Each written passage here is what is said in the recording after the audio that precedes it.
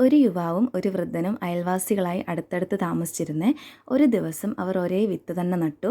ആ ചെറുപ്പക്കാരനാവട്ടെ തൻ്റെ ചെടികൾക്ക് കൂടുതൽ വെള്ളവും കൂടുതൽ വളവും നിരന്തരമായ പരിചരണവും നൽകി. അത് വേഗത്തിലും പൂർണ്ണതയോടും കൂടി വളരണമെന്ന് അവൻ ആഗ്രഹിച്ചു. ആ വൃദ്ധനാവട്ടെ തൻ്റെ ചെടിക്ക് ആവശ്യത്തിന് മാത്രം വെള്ളവും പരിചരണവും നൽകി, കൂടുതലുമല്ല കുറവുമല്ല എന്ന രീതിയിൽ. ദിവസങ്ങൾ അങ്ങനെ കടന്നുപോയി. രണ്ട് ചെടികളും പച്ചപ്പുള്ളതും ആരോഗ്യമുള്ളതുമായി കാണപ്പെട്ടു. എന്നാൽ കാണാനാകാത്ത എന്തോ ഒരു വ്യത്യാസമുള്ളതുപോലെ അത് തോന്നിപ്പിച്ചു. പിന്നീട് ഒരു രാത്രിയിൽ ഒരു കൊടുങ്കാറ്റ് വീശി. രാവിലെ ആയപ്പോഴേക്കും ആ ചെറുപ്പക്കാരൻ്റെ ചെടി വേരോടെ പിഴുതെറിയപ്പെട്ടിരുന്നു. എന്നാൽ ആ വൃദ്ധൻ്റെ ചെടിയാകട്ടെ ഉറച്ചു നിന്നു.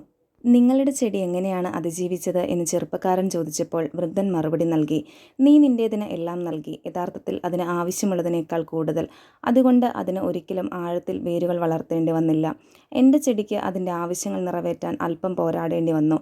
അതുകൊണ്ടാണ് അത് ശക്തമായി വളർന്നത്. മക്കളെ വളർത്തുന്നതും ഇതുപോലെ തന്നെയാണ്.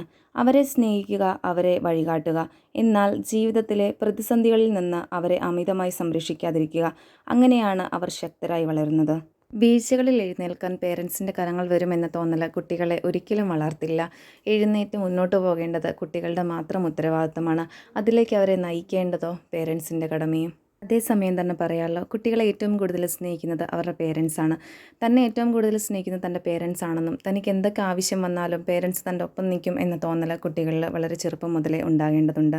മെൻ്റലി ഹാപ്പി ആയിട്ടുള്ള പേരൻസിന് മാത്രമേ നല്ല കുട്ടികളെ വളർത്തിയെടുക്കാനായിട്ട് പറ്റത്തുള്ളൂ. അപ്പോൾ കുട്ടികളുടെ മുന്നിലേക്ക് വരുമ്പോഴത്തേക്കും തങ്ങളുടെ വിഷമങ്ങളും ദേഷ്യങ്ങളും ടെൻഷനും ഒക്കെ മാറ്റി വെക്കുക.